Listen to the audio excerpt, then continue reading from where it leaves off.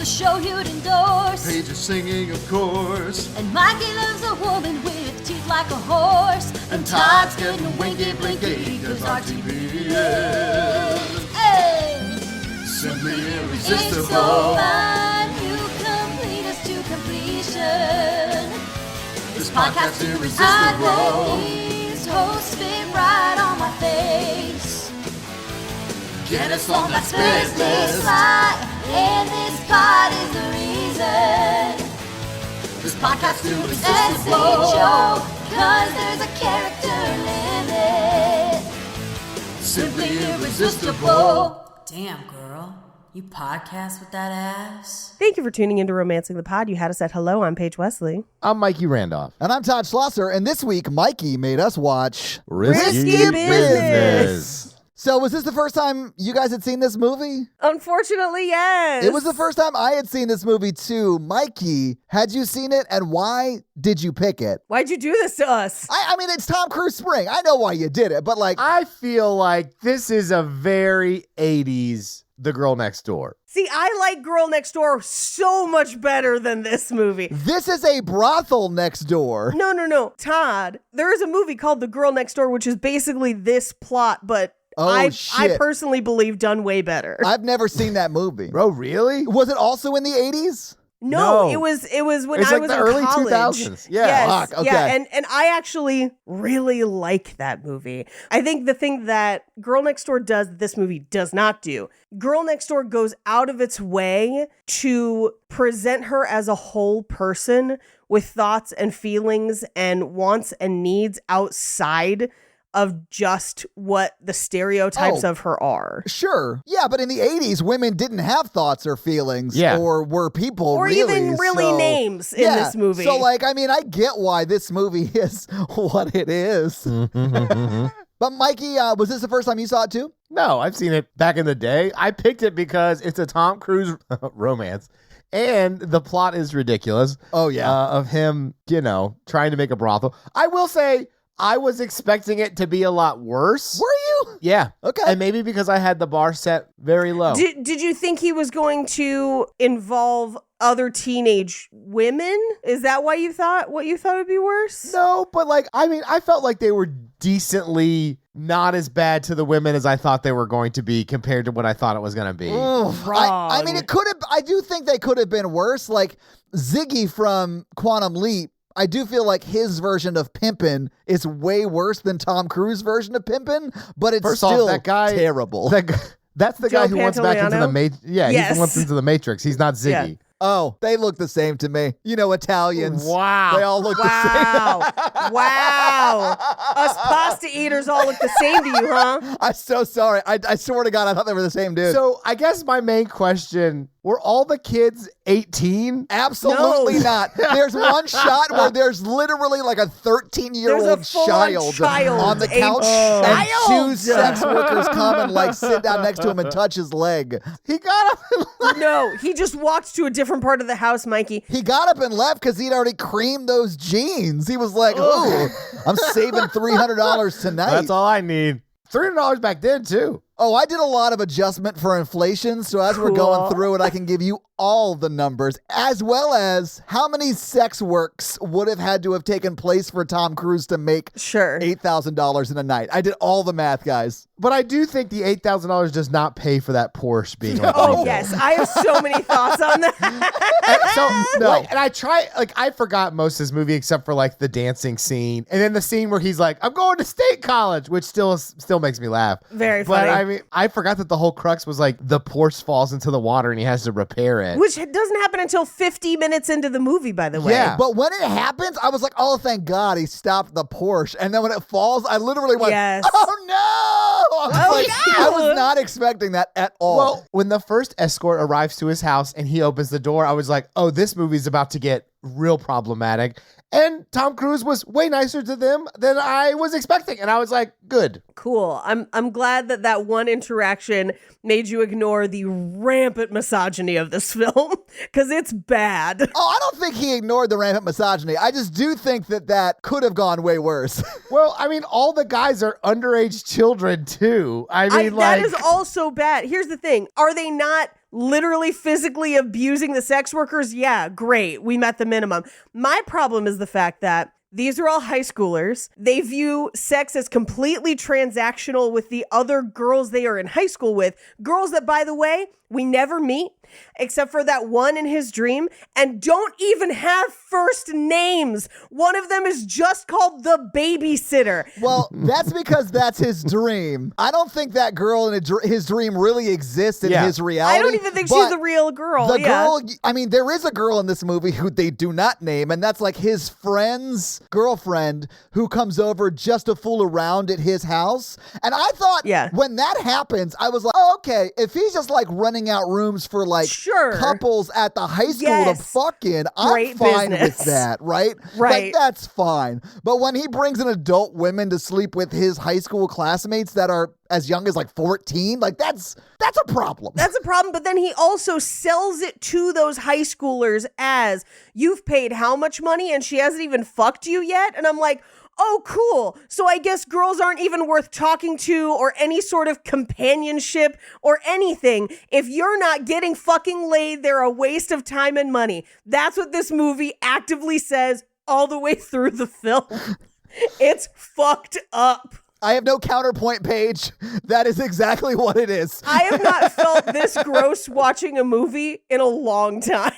It was awful. It was so terrible. Well, we haven't even gotten to Porky's yet. Oh, Mikey, wait till next week. Yeah, well, okay. We have avoided the 80s. We have. Because of stuff like this. But but all of those big romance movies from the 80s are not great. From now, Risky Business, I think, is probably one of the most problematic of the John Hughes movies. I mean, the premise of this movie is wholesale terrible. Yeah. The synopsis is problematic at best. Yes. But I mean, like, all of those 80s movies have huge they're all bad. problems. They've all got huge problems. Although this is unique in that it's got a huge problem for all of it. All of it's a problem. You'd be better off trying to find something that's not a problem in this movie. Because so much of it is a problem. I'm trying to think what I didn't have a problem with. I'm drawing a blank. Besides, like, the three big scenes that this movie's known for, the rest of it's not great. Like, the first 15 minutes are super boring, besides the problematic elements. And really offensive to women, yeah. It's terrible. You're not going to get any argument out of us, Paige. Like, it's bad. It's very bad. It's like an incel wrote this and was just like, bitches, right? Like, that's what this movie feels like. Well, that's how the 80s, I think, were. I don't know. That's because there were no female writers, or at least very, very few. It's a problem. Still. Him and Rebecca, what's her face? Rebecca De Mornay's relationship makes zero sense. None at all. From top to bottom. T to B. I mean, the first night, I guess, makes the most sense. But then, the first night, sure. The rest of it is so bonkers. I thought at the end, I was like, oh, she was in on it and they rob him. I was like, what a twist. I think she was. I think so too. Me too. We never get confirmation. We just have to believe her at the end. Yeah, I was like, what? So she's like, I guess I won't see you for a while. And I was like, do you want to? Like, what is happening? Bro, she robbed you. This sounds terrible. I feel better if she was in on it. And I was just like, get that paper, girl. He's a dumb teenage boy who exploits people. Hell yeah. I honestly was a little surprised that Tom Cruise was this good of an actor this young, because I sort of did buy that he was into women in this movie. He's been spotted with Shakira. Spotted with Shakira? Yes, there's all these dating rumors, him and Shakira. Shakira, I know you're listening to this. You're probably not, but girl, you could do better. Like, Shakira, run. Run, Shakira. Someone just needs to send Shakira the picture of Nicole Kidman the day they got divorced. Have you guys seen that? She was literally singing and dancing her way back to her car. And she looks the happiest I've ever seen a woman be happy. Well, here's the thing. Shakira is not always a great person either. Homegirl has a real nasty habit of, like, hiding money and not paying her taxes and stuff. So, like, maybe she's like, could this be a way out? I don't know. I do think if you marry Tom Cruise, you get tax exempt status. So yeah, I mean, that's how Scientology works, right? Right. Oh man, this movie. I was almost as angry watching this as I was when we watched Cruel Intentions. Oh, yeah. Dude, Cruel Intentions is really bad, too. This is bad in a different way than Cruel Intentions is. Yes. I think this is probably worse, honestly. Like the scene where he's talking to the guy at the fast food joint about well, what did you spend on this? What did you spend on this? And then what happened? And he goes, she fucked somebody else. I was like, oh my God. Blind. And then Tom with rage. Cruise is got his shades on. He's like, exactly. I was Flames on the sides of my face.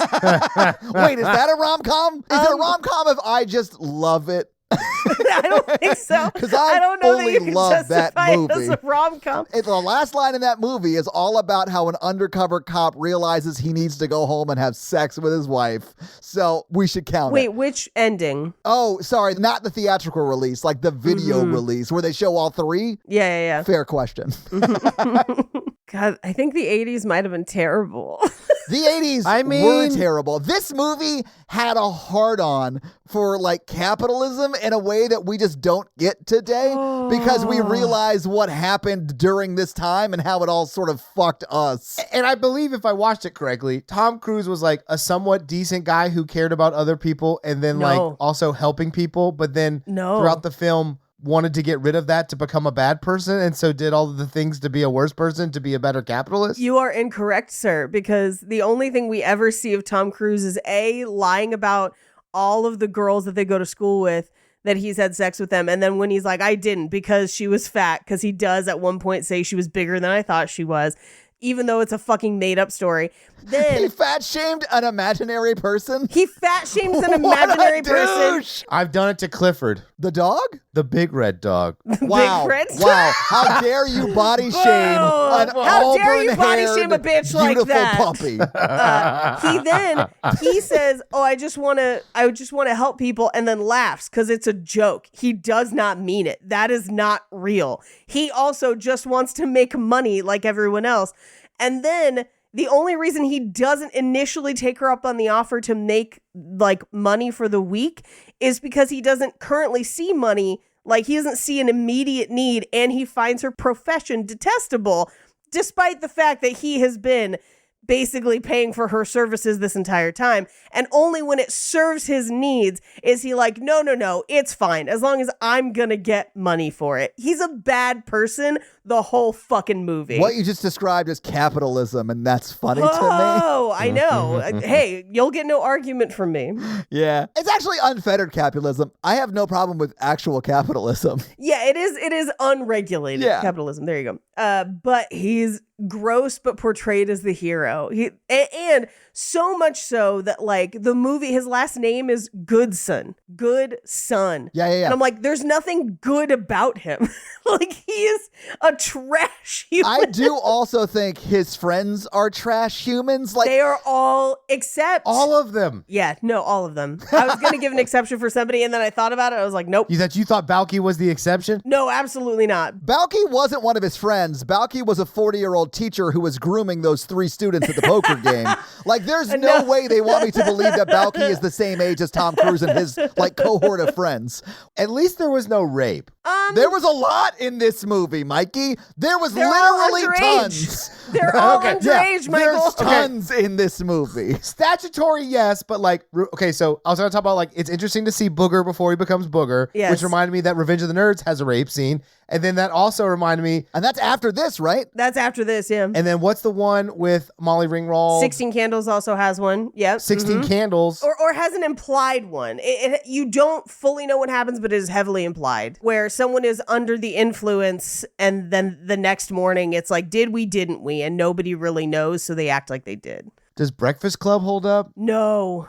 Probably better than others, I would say. But Breakfast Club isn't a romance, though. It's coming of age. Yeah, it's coming of age. Yeah. So we haven't done a lot of 80s films, so here's our dipping the toes in. And man, are we dipping our toes in? Because this one is, they're all super problematic from what I remember, but this one is very much on brand for as I remember 80s movies to be, even though I haven't seen this one yet. But do you guys want to go through it scene by scene? Yes. Let's, I guess, do it. Yeah.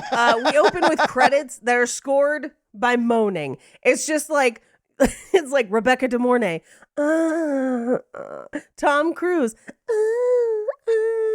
It's bizarre. Oh, we didn't even talk about They that. try to build this movie as so sexy, and I'm like, no.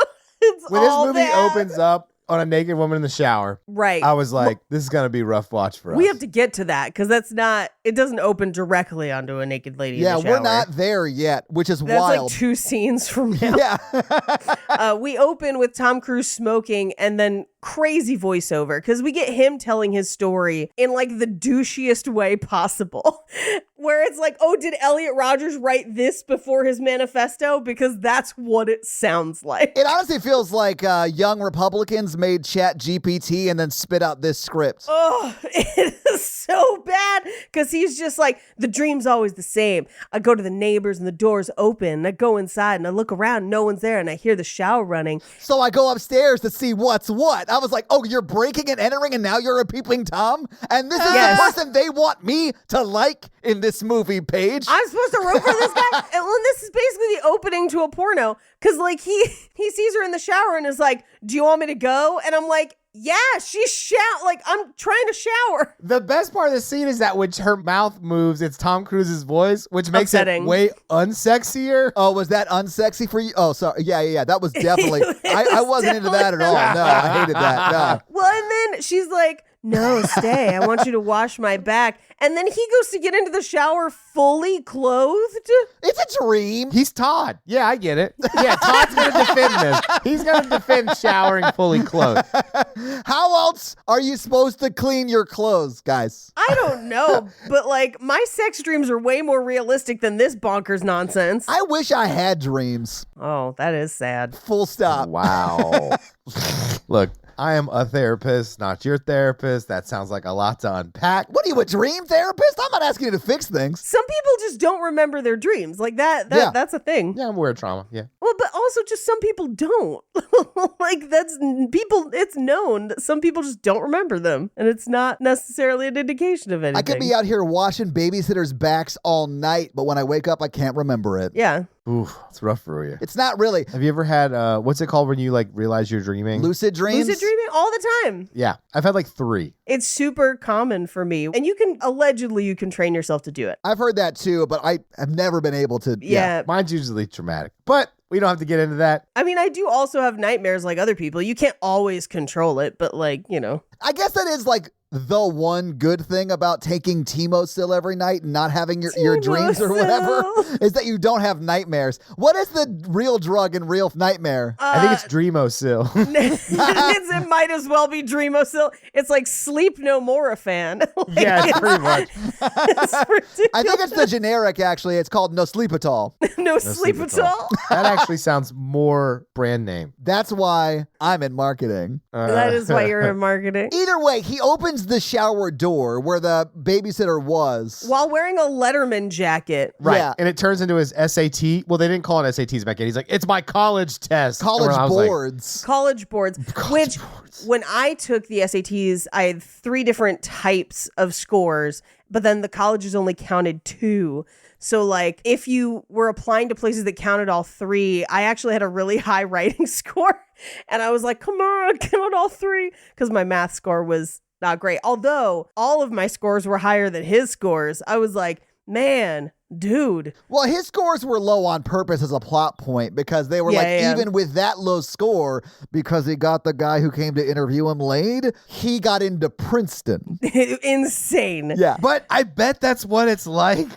I'm sorry. I was like, that checks out. I Sure. would not be shocked if when Tom Cruise got to Princeton, that advisor or whatever that guy's job is at the college was like, so we need you to set up a brothel here on Princeton Yeah, grounds. here on I get campus. 25% of your take. Like that would not shock me at all. Yeah, and you got to join the rowing team. And also, here's your application to the Skull and Bones Society. You are There a you future go. president of the United States. No, I mean, Tom Cruise is definitely vice president by like 1994 in this film. Wait, is he even, you know what? I can't math. I'm too angry. Anyway, so he walks into the shower, full Letterman jacket, walks out into the test. He has to fill it out in 2 minutes, which what would have been hilarious to me. And I feel like somebody has to have written this movie. And if they haven't, I should, as soon as this call is done, write this movie where somebody rushes into their SATs last minute and just fills out the Scantron with whatever bubbles they fit, just like whatever I can scribble in this time,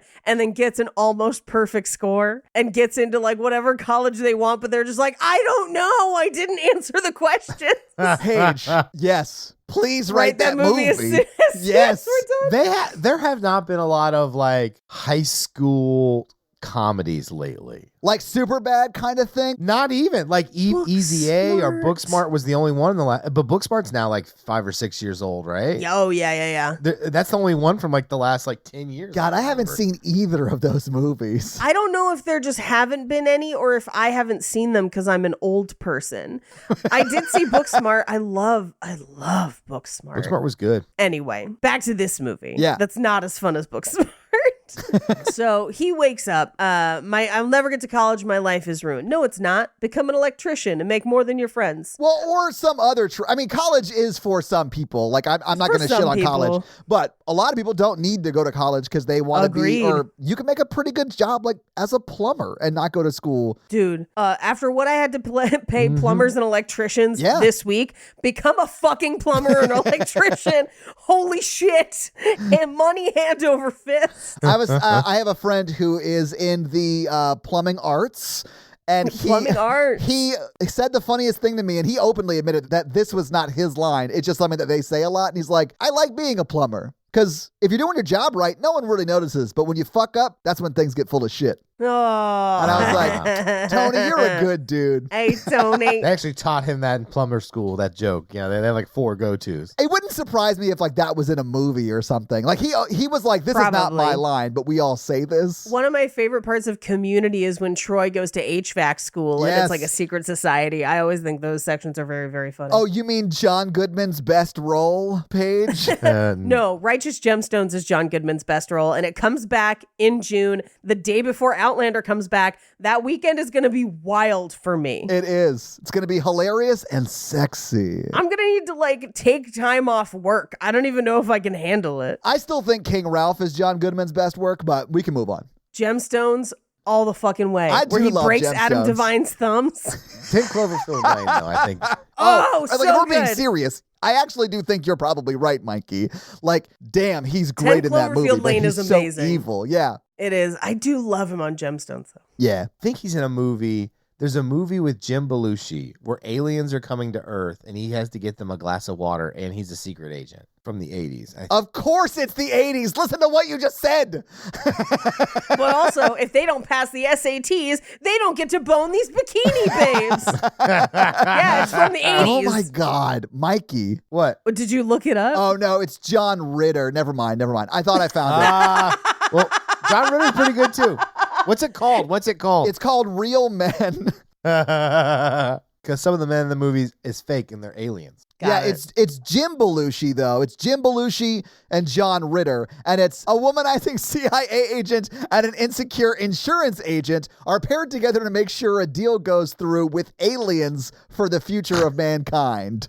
These are the movies I watched as a child. I can't believe you remembered the premise. Like, that is insane. That movie came out in 1987. Good night. Oh my God. That makes as much sense as the golden plates. The best part of the Golden Plates story, which is a part of the, I will say, Mormon expanded universe, if we're going to call the it that, MCU. right? Yeah. So if you, hashtag my MCU, if you go to like a temple visitor center, sometimes they'll have like mock-ups of what the Golden Plates actually looked like. Winky Wait, are they Blinky. all different? No, they're all the same. It's all made in Oh, some factory well, in okay. China, I'm sure. But it's just like these like ridiculous, thick looking, like huge pieces of gold. Like there's no way that would fit in a top hat for Joseph Smith to put his face into and read them through 2 seeing stones called the Urim and Thummim. There's no way that they would fit in that hat, guys. It looks more like the book from Hamunaptra. It's just like, it needs a key.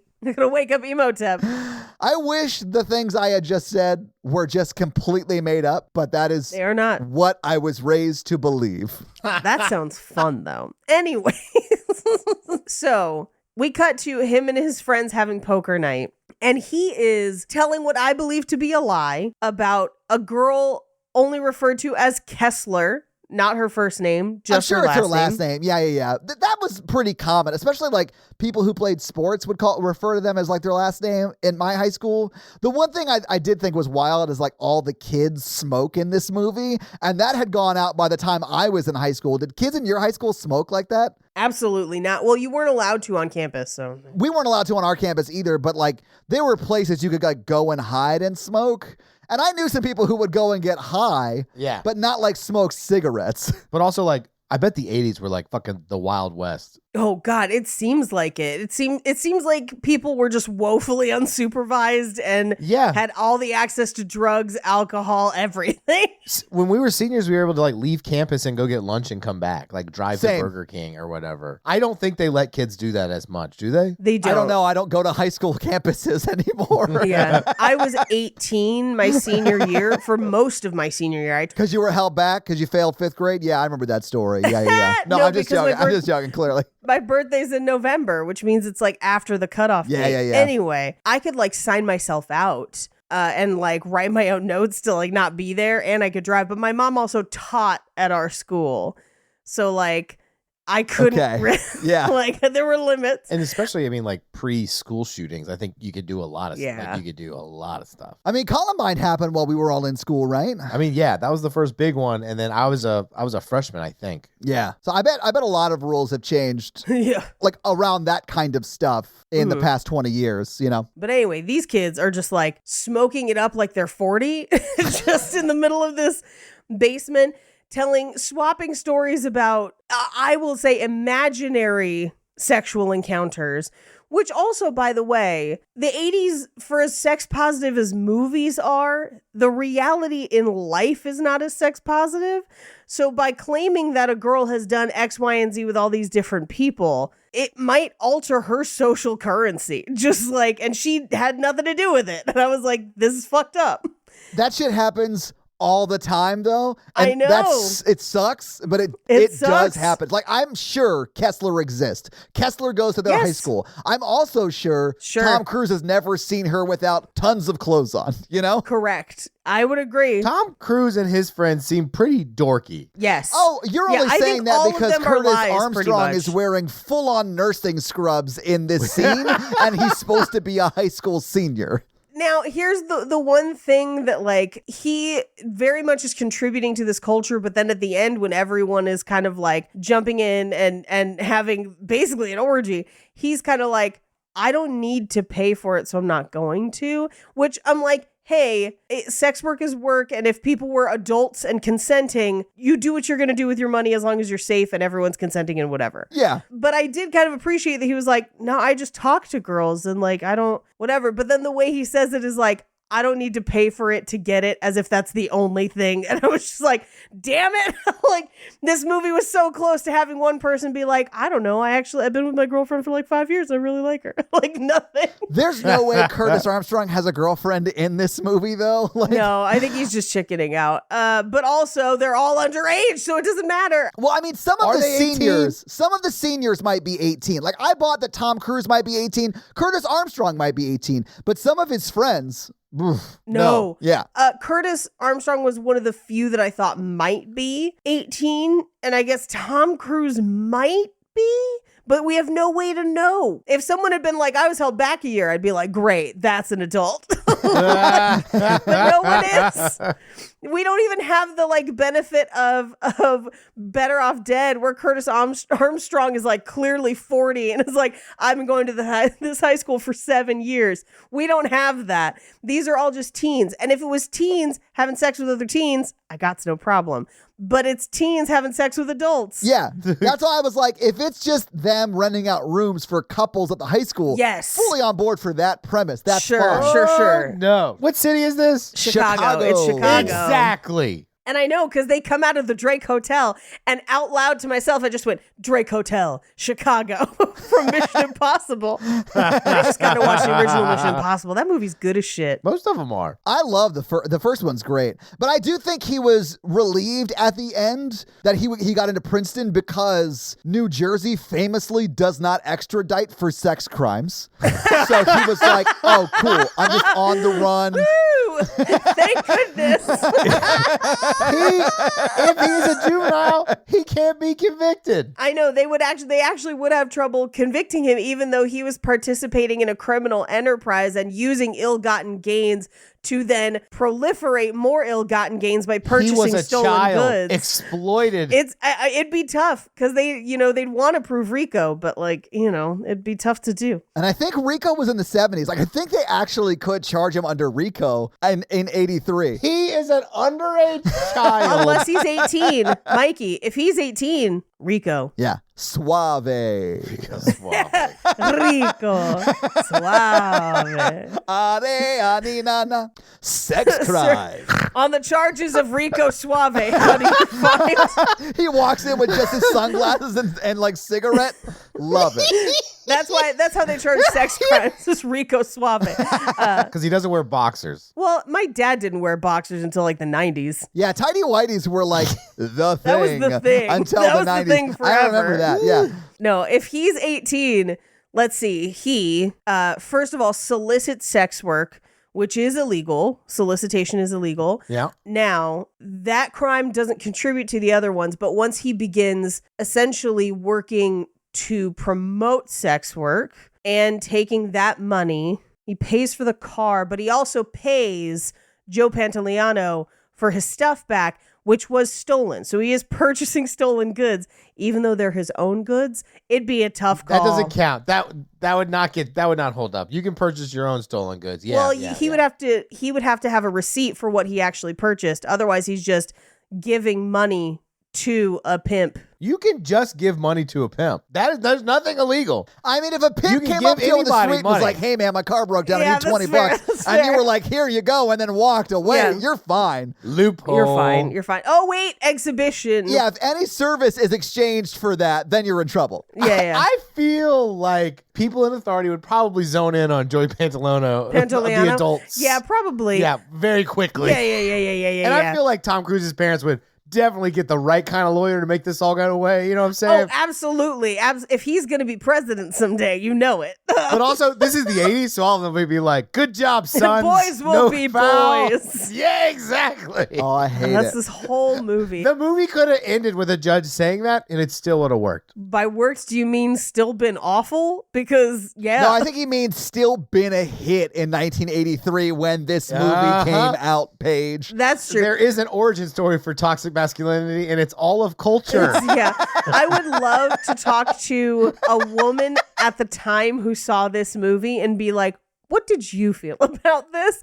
I'm so curious. I'm going to break your heart, Paige. And this is a guess. Oh, no. But I bet it was like, Tom Cruise is cute. yeah. It was funny. Yeah. Or I bet it was, that's not as bad as most movies. Yeah. It's 83. It's early 80s. Like, this is a bad time for women in America.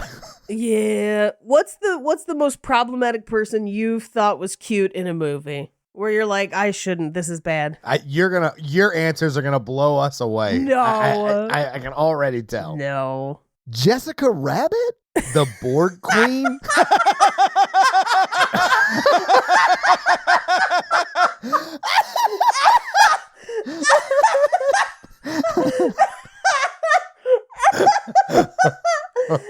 It's not Charlize Theron from Monster. I don't know what you want. Oh, Paige is fully dying right now. Like, if you put Charlize Theron from Monster and the Board Queen, it's Board Queen 10 out Hell of 10. yeah. Like, powerful, assertive, like hot. Her torso can move in funny ways. And if you have sex with one of them, it's like having sex with all of them. First of all, her name is Locutus. Put some respect on it. Locutus is Picard's Borg name. Is it? Oh, fuck. Sorry. And listen, Yes. if the Borg Queen wants to smash, resistance is futile. Resistance is futile. Yeah. She would straddle me and be like, your uniqueness will be added to my own. It's like, take it all. Jessica Rabbit, I was like, okay, I get it. But then Borg Queen, I was like, what the fuck? I guess this means that women are portrayed pretty good in film, which is great. Cersei Lannister? Oh, no, I get Cersei Lannister. I understand that one. I just Google image searched Borg Queen, and I respectfully disagree, Mikey. Yeah. It's First Contact. If you watch I've First seen Contact, First Contact, she Mikey, just, I get you. she's just got a way about She's it. You know just what I'm got saying? shoulders, is what it is. She's got a Borg But you can about put her into an infinite kind of nice legs. Also, Todd, Jessica Rabbit's not bad. She's just drawn that way. Ooh, Ooh. I'm into it. I get it. Who else is a problematic female character? Oh, Addams Family Values, Joan Cusack. Oh, that my husband shares that one with you. He would agree with you. Yes. And also her dresses in that movie, amazing. Oh, that hurt my brain. Let me just Google sexy Borg Queen. I mean, look at that head game. But Mikey, what you're describing is like, what is an attractive woman but a plastic bald cap on her? Just shoulders and a spine. What more do you need? He's truly into her for her mind. Oh, God. Yeah, something about this. Let me think about this. Yeah, that was exactly what my brain thought of when you said Borg Queen. That was the exact scene. I was like, yeah, when the claw machine puts her into the body. I remember, yeah. There's gotta be more evil women that I've had a crush on. There's something I think I would enjoy about just wrecking Dolores Umbridge.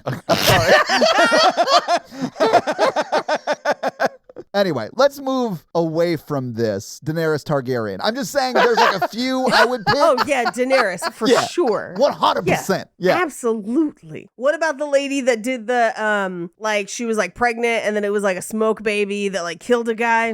What? With the red hair? In Game of Thrones. Oh, yeah, okay. yeah. Nurse Ratchet, Okay. the really mean psychiatric nurse. I have relived that fantasy like 4 times in my life where I have dated a really mean psychiatric nurse. Hello, you 4 out there. Mikey, I don't have time to edit this episode, so like no cuts. So I hope they just don't like listen. How many Borgs have you dated? It only takes one. Well, yeah, the great thing about Borg pages, when you date one, you date all of them. You do. You date all of them.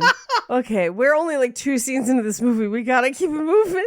The problem with dating the Borg is that their standards are too high because they strive for perfection. They do. These are really in-depth, sexy Borg jokes. I'm loving the Borg jokes. And do you guys like jokes about Borg? Yes. Press 1 if you like sexy Borg. I'm going to press infinity for Borg. I killed Mikey. What about Sarah Jessica Parker in Hocus Pocus? Oh. That's the only movie I've ever found her attractive in, for the record. Interesting. It's something about corsets, Paige. I'm going to be honest with you. Yeah. I love a good Corset. corset. Hell yeah, I love a good corset too. Yeah. I don't think we could top Lady Borg. What about Sarah Michelle Gellar in Cruel Intentions, though? Because she was fully evil, but super hot in that movie. Not for me, but She's not like evil. she She's is like people evil in that movie, Mikey. Anyway, we find out that Tom Cruise's parents are going out of town. For like a month and a half. Yes. It's only 2 days. No, it's so long. They have to have been gone a month and a half. They're gone. I think they're gone a week. So I think this is a weekend. weekend. A week? It's more than that. So I think this is the weekend because he goes to school and then they're back the following Saturday. So I think he had like a whole week of like them being gone. A full week, I could see the movies sort of trying to play it that way, that all these events happen over a week. But there's no way that this happens in anything other than a month and a half. There's just too much that happens. When you become a man, Todd, it happens fast. Well, I don't know. If I'm not a man at this point, I'm just not sure it's ever going to happen for me. Like, Did your parents ever leave you alone Jesus for that Christ. long at that age? Yeah, I got left alone for like 3 weeks in high school. so I think it was my junior year in high school. My dad lived in an RV at the Oh, here we lake, go. and I was alone at the apartment for probably about 6 months. Jeez. Yeah. Yeah, your whole deal is making so much more sense every episode. My brother died, and my dad got a settlement out of that, and he's used that money to like set up shop at the lake. And he bought Sea-Doos and stuff, so I went out there all the time. But it was just me and my older brother for like 6 months. Yeah, I don't think I was ever left alone for that long at home, but my sister and I did go to Europe for like a month at a time with like a group of other kids, but you're kind of just left alone during the day, where like someone checks you in to make sure you make it back to the hotel, but that's about it. That sounds like a recipe for a frantic phone call to Liam Neeson. Oh yeah, absolutely. But this is before Taken came out, so like I don't think nobody people knew. cared. Yeah. They didn't realize. Yeah. Like if Hogwarts was real, well, I mean, I guess they have a spell to get rid of unwanted babies. But I mean, What? like, Wait, what is happening right hang now? on, hang on 1 second. You said that so matter-of-factly. they would have He to. was just like, I mean, I guess they have a spell to get rid of unwanted I guess pregnancies. it's Whatever, this. whatever. Oh yeah, the morning after spell, Mikey. Of course. Yeah, abortificarum. Yeah. But if that school was real, there would be like so many pregnancies. You don't think they know how to pull out? Not when you're magic. They're wizards, not idiots, Mikey. Why wouldn't you just have a spell to prevent pregnancy in the first place? They do. It's called condoms. Prophylacticarum. I am not going to be magic and wrap it up. That's a step too far for me. I love how you draw the line at safe sex if you're a wizard. Mikey, if you're a wizard, isn't there a way to like magic something? So we can't. We gotta move on. Yeah, this tell is me. fucking Magic madness. I was also page like, fifth. I don't even like talking about Harry Potter in episodes because like Yeah, because it's- J.K. Rowling yeah. has destroyed her legacy. Yes. Like it's hard to talk about in like an appropriate way now, and I hate her for that. Anyway, back to this movie. We cut to the next day with his parents, and they're kind of going around the house doing last minute packing, and they're asking about his SATs. That's how we find out his scores. Yeah. And his dad is like, you touched the equalizer and didn't leave. Like, they're very meticulous people. Dude, when she goes off at the end about her glass, like a crack in her glass Her weird sculpture, glass egg. I was like, Mom, shut up. Literally right behind the glass egg is an empty picture frame. You clearly don't care about the interior design of this house. Like when he was like, shit, she stole something, I was like, oh my God, they stole the painting. I had no idea the egg was a thing, Paige. I thought it was a football trophy. I was like, was his dad a football player? Anyway, some crystal football. And his dad is also like, hey, I thought you wanted to go to Princeton. And he's like, yeah, did you just hear my SAT scores? Ain't fucking happening, bro. Because I think it goes up to 800, right? And his scores are like in the 500s. Yeah, I want to say I had an 800 verbal or close to it, but I had like a 620 in math because I'm bad at math. I think SAT 1600 was the max score. It was, yeah. But that's combined. I think it's 2 tests. It's out of 16 at the time. For me, it was 24, and then they quickly got rid of that. So, like, I honestly don't remember what mine was. Although I think I took the ACT, not the SAT. Yeah. And that's like the point system is lower for that, right? Like it's different. I think Yeah, it's a up to completely different 32 point or system. whatever. Yeah, like 30. It's like a 17 is a good score on that, I think. I don't fucking know. I'm so glad I don't have to do that stuff ever again. Same. So Yeah. Standardized tests are horrible anyway, but Yeah. Anyway, he's like, so I set up a meeting with this Princeton guy. Tell him about your involvement with future enterprisers, which, by the way, is how I got into a fancy college with my mediocre GPA and a lot of extracurriculars. you bought the recruiter No, a sex worker? sex worker? I went to a small enough school where I was able to play 2 varsity sports and direct the school play one year. Oh, extracurriculars. Okay, I got you. Yeah. I thought you were like, yeah. hey, Princeton recruiter, have you ever fucked a Borg? Oh, it's just a fleshlight. But imagine, All your base are But it's belong to sentient. us. all your balls are belonging to us. Ugh. Actually, they go as God, I can't Are you going to give us facts about the Borg? Mikey, how much time have you thought about fucking the Borg? No, I was going to say all of the base of your dick belong to us. You can't ignore the Borg spheres. Oh, You God. have to not just. You can't ignore the Borg spheres. Yes. The best part about having sex with a Borg queen is What is that happening? I'm so glad I asked. if you ever wanted to have like a 17 billionism, not a threesome, but like because there's that many, it's fine. You'll Did you unpack it Google later. how many Borg there were? First off, that number fluctuates every day. It's a collective.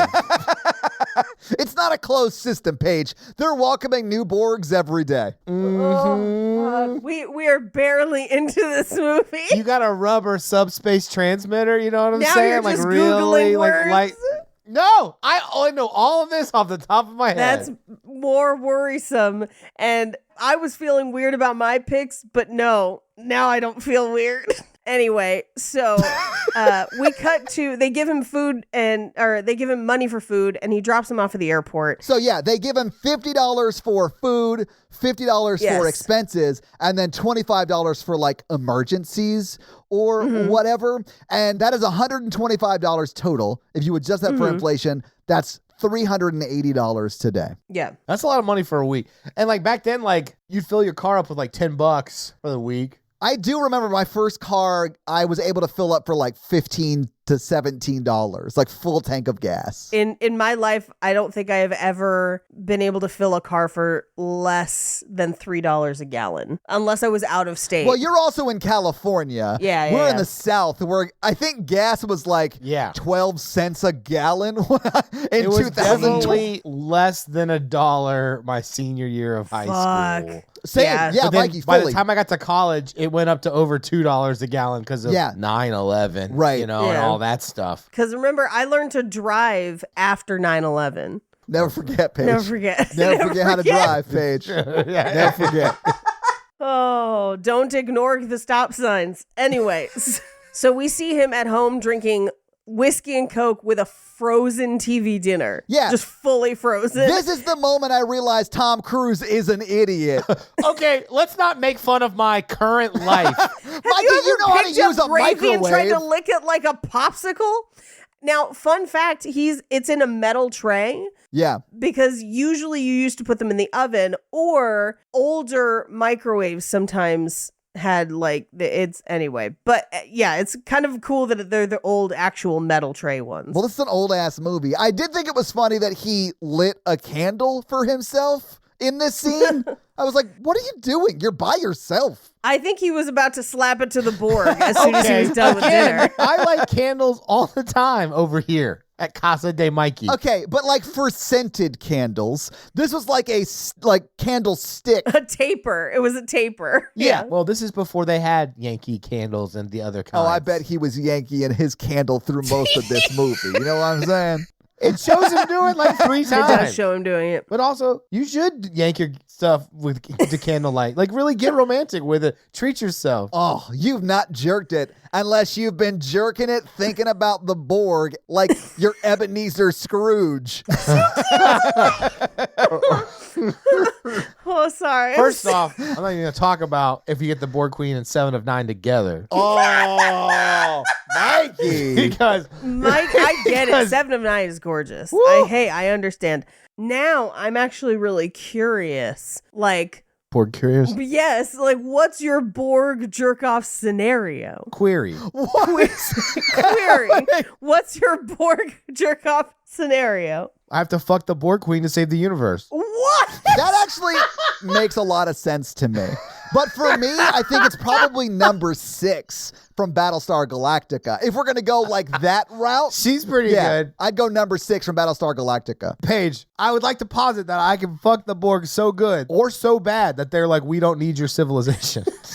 I think it's the latter. The ladders of our civilization have nothing to do with it. Oh, God.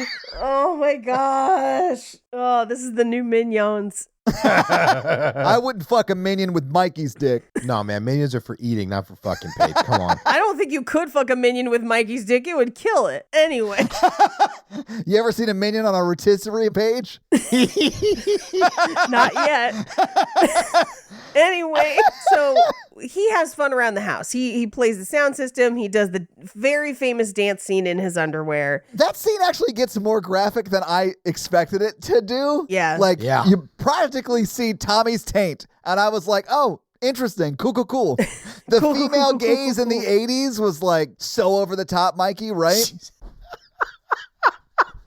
He didn't wear a lot of layers there. No, you could see practically right up into his beehole through those tidy whities. Yeah. I'm very glad boxer briefs are a thing. Same. Yeah. Big fan of the boxer briefs. My boys need a house, you know? or a cube floating through space. My Borgs need a house, Paige. My Borgs need help. But this is the scene where we find out one of his friends got into Harvard, and the rest are like, well, you could make this much doing this job or this much doing this job. I have those numbers if you want them. Yeah, I'm curious what they equate to today. Yeah, so an MBA out of school makes $40K a year, which is also the same price as the Porsche later on. Yes. And that's roughly $121,000 a year. Now, I can't remember what these other job was that made $60K. Dermatology. Thank you. Which, by the way, is a doctor. Right? Yeah, it's doctor. So, like, a doctor of dermatology making $60,000 in 83 is roughly $182,000 today. That seems low. They make way more than dermatology is still one of the most specialized, like lower specializations. They make like $500,000 a year. Wouldn't surprise me at all. Have I ever told y'all the story about when I got like abused by a dermatologist? No? So I have a lot of moles or whatever, Okay. In the garden or on your skin? like freckles and Yeah, mole no, stuff. I've You had know, a like- mole checked out. What's up? Yeah. Yeah, so I went and he's like, some of these, look, we're gonna scrape some of them off. This man scraped 32 moles off in one session. It Jeez. hurt so bad. Yeah. And then they're like, my mom's like, that's not what they're supposed to do. They're only supposed to take off like 8 at a time or like 5 to 8 at a time. Oh, yeah. So then he calls and he's like, we want to get it. We want to biopsy 10 of them. Well, you've got 22 to spare, Doc. No, that means they have to go deeper and 10 Oh, of my them. Yeah. God. I thought you meant out of the 32. Oh, my No. God. Yeah. That sounds terrible. No, he took out 22. I got 34 lidocaine shots when they went to biopsy the 10 more, the 12 more at the same time. It was the worst. I think he was not a good doctor. Yeah. Anyway, but basically this conversation at the table is just them being like, I don't care what I do as long as I make money. They're all super shallow. There is a girl at this table. She is not named. She looks kind of like the girl in his fantasy later, but we never meet her, learn anything about her, anything. Just that she is greedy and wants to be a dermatologist. I thought it would have fit thematically with the film if like the fantasy girl was Rebecca De Mornay the whole time. And then like, And then she Yes. basically, it's like his fantasy come to life. right. It wouldn't have made it a better movie, but I think that thematically would have been better. Yeah. Anyway, so they ask him, they're like, what about you? And he's like, oh, I just want to serve my fellow mankind. And then they all laugh about it because they're like, that's ridiculous.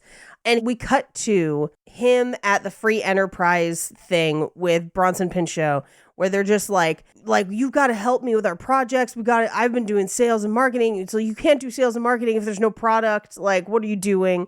And it's basically like neither of them are really happy. They're just doing this for it to look good on their resume. Yeah, like they don't really want to actually do the work, which I sort of get. Like you do need that extracurricular stuff to get into good schools. So like, I understand what's going on. But Balky does invent the worst memo pad Oh. I've ever seen. It's a terrible invention. Yeah, and then wants to charge people like the equivalent of $32 for it, which I was like, Yeah. oh, this is terrible. Because essentially, because we see it in this next scene where it's like you write down a message and click it so the light goes on. And then when you get a second message, you click it again so it starts making a noise. And I'm like, so it's just a torture machine? Yeah. It just constantly An beeps at answering you? machine. It is an answering machine, essentially. And Paige, you were talking about like the overt misogyny in this movie. Yes. I feel like this is a moment of maybe a little more subversive misogyny because it says, so if your mom gets a call and you want to write down what it was, you write it down and then, Yeah. turn this light on or whatever. But if your dad gets a call and like it's super important, that's when you write Yes. that down and click this button. I was like, oh, so The like mom implication can't that get your an mom's important calls call? would never Yes. be important. Exactly, Yes. Paige. You're missing the toxic masculinity element of that where he's like, your dad tells you he will beat you Yes, if you do that not too. give him that message. Yeah. And also like, no, he won't. Dad doesn't even know he left the message. Idiot. I mean, he does because all he can hear is that thing beeping. But this is where their other friend comes in and is like, hey, your parents aren't home. Can we borrow a room? And they're like, yeah, fine. And I thought this was going to be the business. I Me was too. like, that's a genius high school business. Yeah. But instead, they let them go upstairs. And while they're moaning and like having a grand old time, it seems, they're like, we can't concentrate. We got to go out. And they take the Porsche out, which he's not supposed to be driving the Porsche. But also, everyone, I think, forgets throughout the rest of this movie, there's another car. Like, The station wagon. the station wagon, Yeah. like when he's like, I gotta borrow a bike. And I'm like, do you? Well, he had to borrow a bike because he was at like the school. Sure. And he needed to get somewhere Yeah. quickly. His station wagon wasn't there. No, but it was at home. And he rides that bike all the way to the train station. And where it's like, was it faster? Like, you could have been driving the station wagon this whole fucking time. Anyway. He likes the open air, of the Porsche, of the bicycle. Well, the Porsche isn't a convertible. I'm mixing up Ferris Bueller. Yeah, You are. dude, the car in Ferris Bueller is super cherry, That too. I love is that car. Tasty. Yeah. Yes. But fucking Connor Roy destroys it at the end. No wonder Logan Roy hated him. Yes. I don't watch Succession. I saw the funniest Succession tweet I think I've ever seen. This one girl was like, I think it's funny to hear everyone talking about who they think is going to win Succession. Like, Marvel has ruined movies for you. There's no winner. This is mutually assured destruction, basically. Yeah. And everyone's a villain. And everyone's a villain. And somebody commented below, have they found all the Waystar Roy Stones yet? And I lost my damn mind. That is an amazing tweet. Okay. So credit to at JDB1138 Justin on Twitter for making the Waystar Roy Stones joke that I have been laughing about for days. Anyway. Get started on your resolutions with Factor so you're ready for the new year. Factor's ready-to-eat meal delivery takes the stress out of meal planning and sets you up for success in the new year. Skip the groceries, prep work, and the cooking fatigue. Instead, get chef-crafted, dietitian-approved meals delivered right to your door with over 35 meals to choose from per week, including options like keto, calorie smart, vegan plus veggie, and more. Plus, over 55 weekly add-ons. You'll have tons of nutritious and flavorful options to kickstart your resolutions. Factor now offers like a load of snacks. In fact, we just got some of these like smoothies that were really great. They have a banana chocolate smoothie that like I drank way too much of. It was so good. And even better than that, when things get hectic, Factor's like flexible. So you can change up your order every week with plans from like 4 to like 18 meals per week. So you can like have a bunch of meals or just a few meals depending upon like how many times you need meals that week, right? So it's great. So head to factormeals.com/romancingthepod50 and use code romancingthepod50 to get 50% off. That's code romancingthepod50 at factormeals.com/romancingthepod50 to get 50% off. So they leave, they go driving in the Porsche. And during this drive, we find out that Bronson Pinchot's character, A, is definitely a virgin. B, all the stuff they're talking about with all the girls at school is made up. And C, he says the phrase sublime breasts. Yeah. I like sublime. Do they not practice Santeria? They got no crystal brass. Thank you. Oh, God. So they get in a race with somebody. They beat them. We cut to the next day where he's talking to Curtis Armstrong. And this is where he's got the newspaper and he's like, all these call girls. And I'm just like, oh no, this is such a bad premise. All of it's just not good. It's real rough. And he calls one of them and gives the address and hangs up. This whole thing seems insane to me because it's just like sort of personal ads, but for call girls in the newspaper. And it's just like text-based, like, how do you know what you're getting? Like, well, they have descriptions. Many years later, there was a thing called Craigslist, well, and it was very similar. Yeah, and Backpage. well, yeah, but like, I'd imagine on those they have like a place to upload photos to or something like that, right? Yes. No, Craigslist would just be like, I want you to come into my house and treat me like a Nintendo or whatever. Treat me Oh, like Nintendo. Oh, I got Nintendo. Oh. Press my buttons Blow and in my blow on it. You know what I'm cartridge. saying? Yeah. But that's like the casual encounters or whatever. If you're hiring because you have to discuss prices on Tinder and stuff, they have like an emoji system, you know. You said on Tinder they have an emoji system? Yeah, did you ever see somebody with a bunch of roses in their profile? No. I mean, Natalie and I have been together for 5 years. You didn't really Tinder. Yeah, I was going to say, this is kind of after your time. If I ever have to date again, I'm fucked. I'm just not going to date again. I'm just done Do if it. this doesn't work Just out. Just become a curmudgeon with too many cats. Anyway, so he calls and Tom Cruise throws him out of the house and he does a bunch of yard work. He, eats dinner at home. And who should pull up but the woman that was called earlier?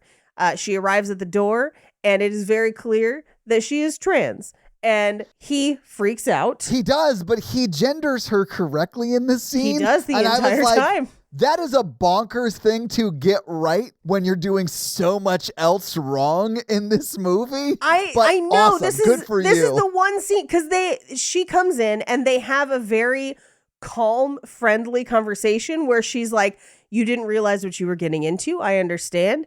Can you pay for my cab and my fee for the time out here? And then we'll part ways. And here's a number for someone that I think is a better fit for you.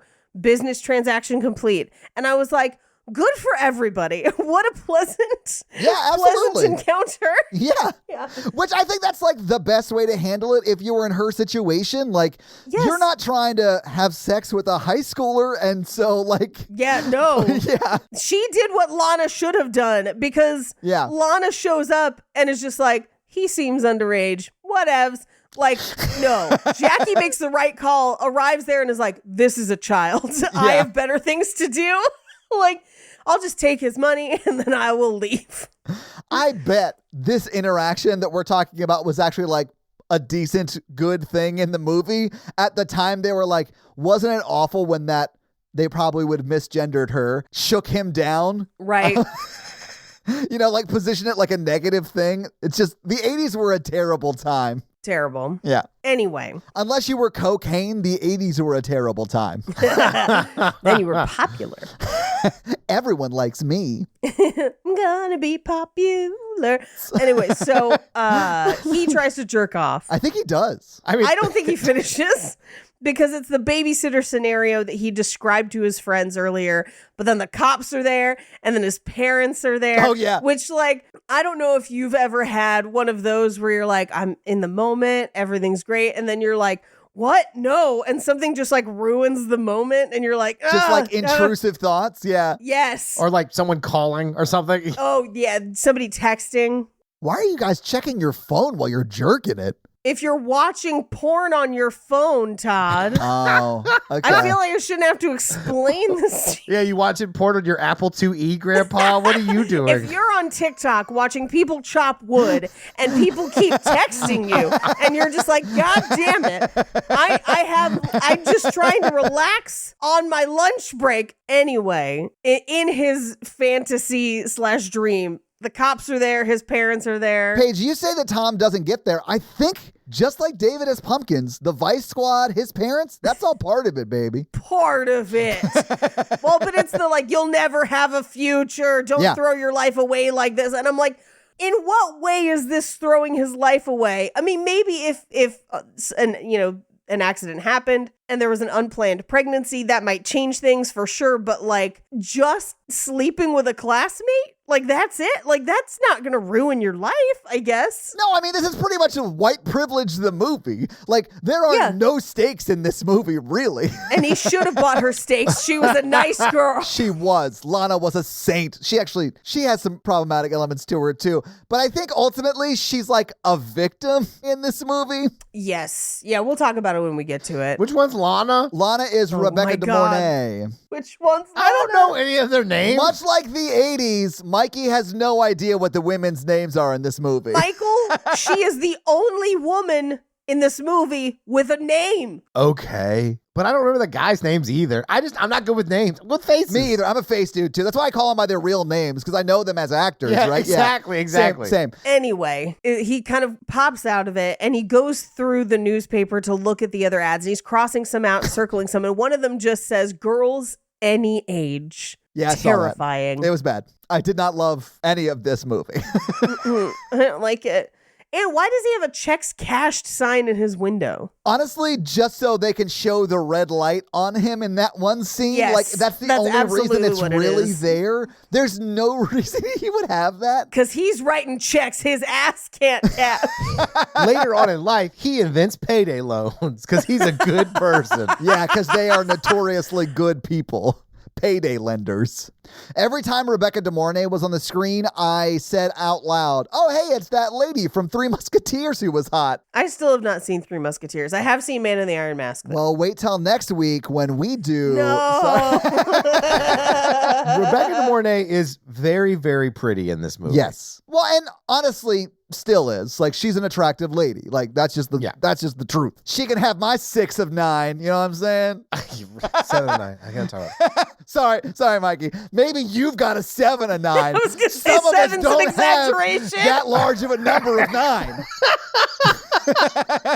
I'm just saying, if Rebecca De Mornay took me on a train when I was 18, the scene would be much shorter. I have so many things about that train scene when we get to it. Yeah. So he calls Lana based on the number that Jackie gave him. Yeah. And he's like, I'm a nice guy and I'd like to meet you tonight. And he doesn't discuss price over the phone. No, that's gauche. No, it's not. That's his bad. No, I mean, he absolutely should. Like, you're exchanging money for services, right? So, like, Yes. you should know what you're getting yourself into. I mean, that would have prevented this entire movie because he could have gotten the $300 out and then paid her for her time. Or said like, I don't have $300. I'm a little boy. And then hung up. 300, that's a lot of monies. Yeah. Anyway, he calls her and then he basically falls asleep on the couch. She knocks and he doesn't answer the door. She just walks into the house. But my first thought was, God, life before cell phones. Yeah. When you could like show up and be like, nobody's home, like whatever. I literally was like, wait, did she just walk into his house? Rude. She does. Yes. Uninvited. Unprovoked. Unprovoked for sure. She was invited. Like, he invited her there. Anyway, she comes in and they immediately get to it. Like, she takes her dress off, the wind blows the door. It's like a dream sequence. They're like on the stairs. It is a dream in his room, sequence. in the office chair, because there's no way he lasted that long. Right. No way. I don't think they had sex that night. I think he is dreaming this, but he fully finished before they got started. Yeah, probably. And then she's just like, oh, he's like 17, so I just like live here now. Yeah. Well, because she stayed the night, and my first thought was expensive. And Oh, she yeah. just goes like, yeah, $300. I was like, yeah, because she stayed the whole night. Like, that's the girlfriend experience. Duh. I would think, okay, so I did the math on that. $300. I hate when my girlfriend spend the night. How Oh, many you is mean- that in quesadillas? Yeah, I was about to say, when you spend the night with Mikey, it's called the quesadilla experience. Oh, boy. Or as I like to call it, the daddy dia experience. You know what I'm saying? But if you adjust for inflation, that $300 is $913 today. And that seems low for an overnight experience with a sex worker. Although That's actually, I don't know. that's a little high, but That seems a little high. Yeah. For an overnight? yeah, that's high. Yeah. But that equates to 212.82 quesadillas at the current cost of Taco Bell quesadillas. All I remember is that when I was watching Gigolos on Showtime back in the day, get into it. I only saw the one episode where the guy was going to try and be a rapper and was so Oh yeah, aggravated by how terrible he was. it was really I bad. refuse to watch anymore. That guy was in a recent documentary about sex work that was really fascinating. Anyway, but like, so on Gigolos, it was $500 for the night in Vegas For the whole night. Okay. for the whole night. I'd imagine, and I don't know, but I'd imagine like men are cheaper than women are in sex work. I mean, don't know that. potentially. I don't know for sure, but probably. But I mean, like, I couldn't give it away when I was like on the market, so like I just assume. you're like, I'll do this for 3 quesadillas. Can you just like spot me Taco Bell money? Yeah, for like $15. But 900 seems high to me. But if you were like, oh, it's like 700, I'd be like, that sounds about right. But here's the thing: I bet if you were getting super fancy, there's levels, right? Like, Sure, So I a don't- super yeah. fancy lady might be, 900,000 more than that. Who knows? Yeah, Set your own prices. Know your worth. Brand. exactly. Anyway, I'm $900,000 a night. I don't think you're going to get that, Mikey. I think you've got a very, very small total addressable market. Mrs. Monopoly. But first, you got to convince her to have an affair. Done. There's no way Mrs. Monopoly isn't that dude's 9th wife and isn't 25 years old. Yeah. No, she's like J.K. Simmons' wife on Party Down. Exactly. Yeah. Anyway, he doesn't have that money. He's like, I got to go cash this bond that I have, which is a very old sentence. I know people still do the bond thing, but just not nearly as often as they used to. He goes, gets the safety deposit box, gets the bond, comes back, and she's stolen the football trophy, aka the glass egg of doom, the Shankara stone that they had on their mantle. Yeah. When he said that was worth way more than $300, I was like, no fucking way that was $300. Paige, drop me the fun facts. Is it worth more than $300? I was like, there's no way they didn't buy that at TJ Maxx for $15. It was made by a famous crystal company. Oh, is it like Swarovski crystal? Like, she keeps calling it glass, and glass is not crystal. Well, cut glass. I mean, like, it is still glass. Crystal's not a different thing than glass. It's just fine cut glass. My windows are not crystal, Paige. No, your windows are probably vinyl and fiberglass with then, like, glass comes in very different varieties, but crystal is cut glass. So the crystal egg was made by Corning, or a Corning manufacturer. So Corning, New York is where Corningware is from. Also Pyrex, a lot of Pyrex was made there. But this was made by Steuben Glassworks specifically. And they actually continued to manufacture high fine crystal until 2011 because the demand for crystal declined drastically after 2008. So it's actually harder to find crystal now because less people buy it. But that's who made the crystal egg. It was designed specifically for the movie. There were only 3 of them made. One was given to the Pope when he visited the U.S. What? The Pope has a risky business egg? I love that. Well, it wasn't used on camera. The company that made the egg made 3. Well, yeah, but he has one of the 3, right? He has one of the 3, but only one of them was used in the movie. So, Son of a bitch. If Thanos ever finds these eggs, we're all fucked, guys. God forbid he find the Waystar Roy stones. Okay. Anyway, so there were 3 of them made. One went to the Pope, one got used in this movie, and the other was put in this particular shop in Costa Mesa. Orifors is the name of the shop. And there was a version available in retail stores at the time. So it's not as rare as you would think, but nobody owns the exact same one. So there are ones of a similar model that are not exactly the same. So in 1985, the retail price for one of the generic ones was about $1,000. So I would say for a unique one, times that probably by 10 or more if there's only 3 of them on Earth. But I would say that for the generic one, if you were just buying one in the store, as this family probably would have, it would have been $1,000 at the time. Which would be $3,045 today. Hey, that's a fair amount of, that's money. That's expensive. I agree. That's a lot of money for an egg. So I guess the mom would be It's a lot of mad. money for an egg. Yeah. But also they have a Porsche and a big egg. I mean... And a really cool sound system for the time. And disposable income for sex workers. The American dream. Anyway, he grabs his friend and they're like, hey, we've got to go find her to get the egg.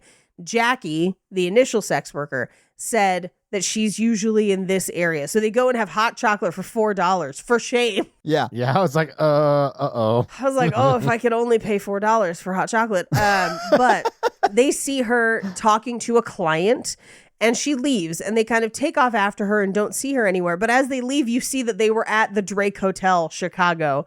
Little fun Mission Impossible fun fact. An architecturally insignificant hotel. Sure.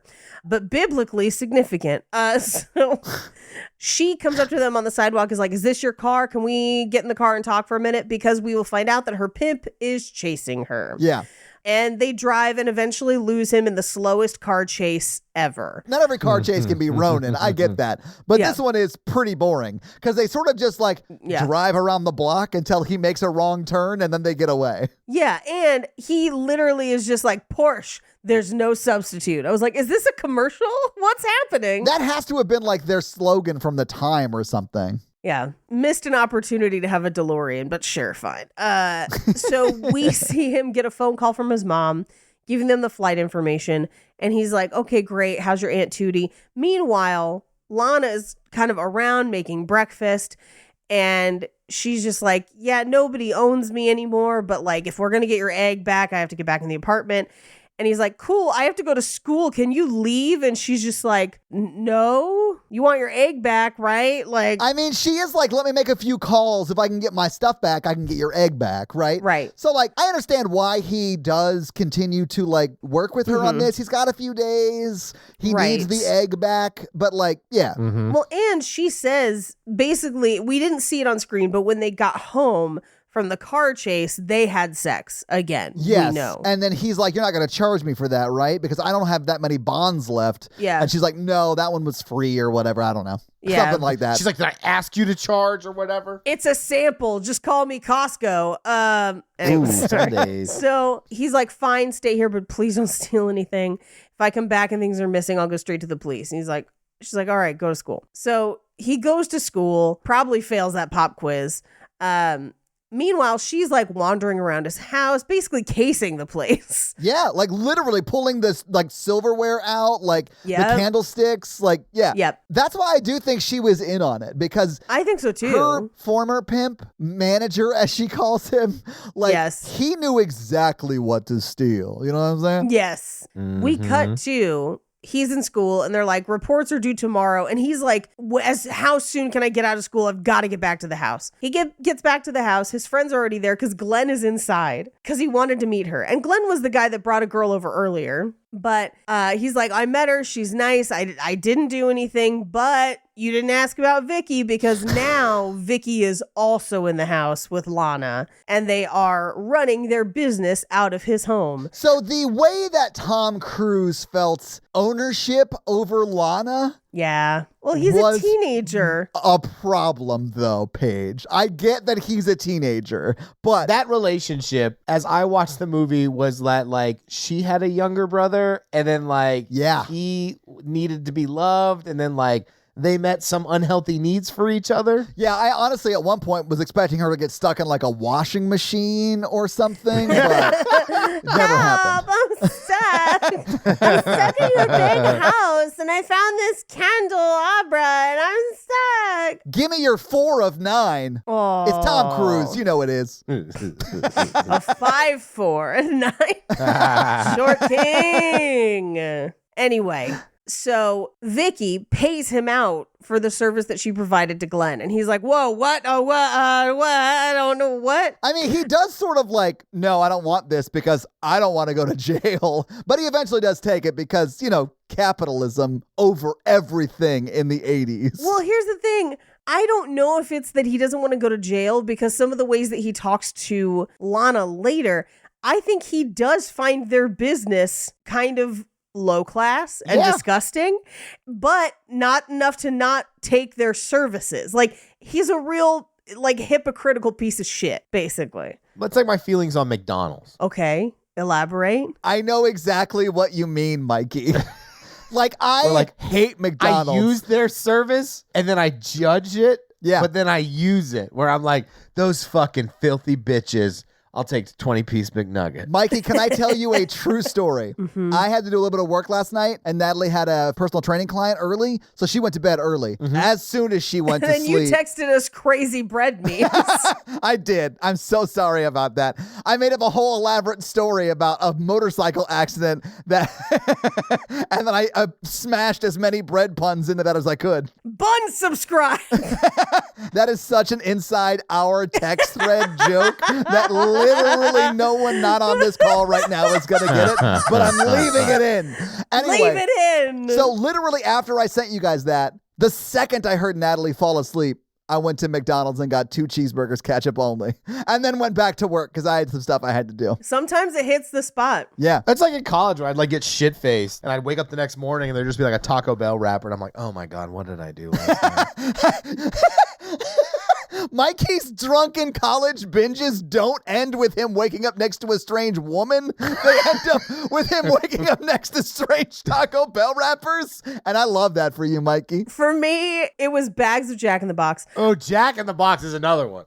Oh, I've been on a breakfast crunch wrap kick. Oh, I love a crunch wrap. Oh, supreme. But specifically breakfast crunch wrap. Never had one of those. But regular Those crunch are good. wraps, they slap. Oh, But breakfast. we're talking about crunch food that like doesn't make me sick. Like Jack in the Box makes me sick, but like McDonald's and Taco Bell, they're pretty cool. I'm talking about like real regret. I'm talking about like empty crystal boxes next to your bed. We don't have crystals. I have no reference. White Castle. White Castle, yeah. Yeah, we have Carl's Jr. That's Hardee's. You don't have White Castle with the mini No, burgers? we don't have White Castle either. You don't have any mini slider burger places? No sliders. Paige, it's probably because they're full on terrible. Both Crystals and White Castle are trash. The more you eat, the more it feels like your insides die. Yes. Okay. Because, like, I tried White Castle one time. You could not fucking pay me to eat that shit again. That's some of the most disgusting things I've ever put in my mouth. It literally turns to diarrhea instantly in your body. See, that's what Yoshinoya is like by us. Yoshinoya turns to diarrhea almost instantly, to the point where, like, Jake and I went there once. It was back when we only had one bathroom in the apartment, and it was bad times. You have to stagger when you're eating it because you also have to stagger your diarrhea. Yeah, okay. This is a disgusting conversation. I mean, for me, the tough part is there's always a line, but like if I can get late night in and out, Where you only have to wait in the drive-through line for like 40 minutes. Oof. Yeah, I was like, this we've took gone under off an track. hour. But anyway, he is ashamed that they are sex workers. Yes. He is ashamed that they are sex workers. That's why he doesn't want the money, because he's a hypocritical asshole. And so he watches as he kind of is like, you guys got to get out. But Guido's there waiting, and they run back into the house, and he kind of defends them against Guido and kind of keeps them safe. Yeah. So, and Guido does threaten him at this point. Oh, yeah. I mean, in probably like the most non-violent way. Like, I got the vibe that he was like connected. Maybe not like a made man in the mob, but like mob-ish, mob adjacent, right? I felt like he was an Italian entrepreneur. Sure. It's a me, a Guido. It's a me oppression. So Exactly. anyway, he leaves. But we know he's going to come back because he threatened. And she's like, hey, like, what you working on? And he's like, oh, it's a workshop on free enterprise, blah, blah, blah. And she's like, okay, cool nerd, but do you want to get high? She does actually say that to him, yeah. He's like, calm down, Towley. Yeah. Right. We're going out to get ice cream. And I was like, does she mean cocaine? And then they just had regular ice cream. And I was like, oh, okay. Sure. And so they're walking around the park. And this is where she's like, hey, your parents come back on Saturday. We have a couple days. You've got a lot of friends who want to have sex and have money that their grandparents have given them for other things. What if we join forces? You could have some of that money and I'll be your girlfriend for the next couple days, no charge. And this is where he starts asking her about like, well, why did you leave home? What happened? And we find out that she has had a very troubling home life that likely forced her into sex work, probably against her will at a younger age. And now she works in sex work. Questions about her consent in doing so. She seems to be an adult, now consenting, but I believe initially it probably was not. That was absolutely the vibe I got too. Yeah. Yeah. And depending on whether or not she believes that she can leave that work voluntarily means that maybe it's not good. Yeah. And he's kind of like interrogating her about it a little bit. Mm-hmm. And she says, like, I'm trying to be friends, but I need you to stop judging me while you lean on your dad's $40,000 car. Basically being like, I didn't have the same opportunities you did, and that's how I ended up here. And you not understanding that is feeling real hypocritical when you're totally fine taking advantage of my services, but then looking down on me for working in that way. Yeah. Which would be better if he wasn't a child. Sure. I think that's a conversation that you could have and explore in a film if he was not a child. I think it would be better if they were college age for me. Yes. I guess, yeah. College would work for me. That would solve some of my problems with this movie. I mean, it would be a better conversation for like Julia Roberts and Richard Gere to have in Pretty Woman. Correct. Yeah. Yeah. Which they don't really have in Pretty Woman. No. She is obviously older than him, like visibly older than him. Not Yes. like, she is still. She was 3 years older than him when they filmed this, but They dress him down. Yeah. they dress him down. He also, I'll burn a fun fact. He trained to lose like 17 pounds to get thinner and lose muscle. And then he ate a bunch of fatty foods to like make baby fat on top of it. to kind of have that like chubby kid face look. He does look very young in this film. Because he's 20. He's 20 in this movie. She was 23 or 4. Okay, that's not bad. Yeah. She looks And older, though. She does They look a little started older. Yeah. dating on the set of this movie, but it was controversial because she had brought her boyfriend from the last movie with her on the set to this movie. We'll talk about it in fun I didn't facts. realize Rebecca De Mornay was like the Taylor Swift of the 80s. I mean, she gorgeous, of course. I mean, yes. And, like, I would like to conduct her because she likes trains in the movie. Oh, you guys. okay. See, I was thinking of like symphonies. I was thinking of trains, but I also have a lot to say about the train scene later, so we'll get to it. Can't wait. My favorite character is the guy that's just eating and watching the show. So she leaves because he's being judgmental. And as she gets off of the car and he gets off of the car, it starts to roll forward and he had locked the keys in the car. He does blame her for it. He's like, you locked the keys in the car. Yep. The car rolls down the dock, stops at the end of the dock, and you're like, oh, thank God. But then it falls into the water.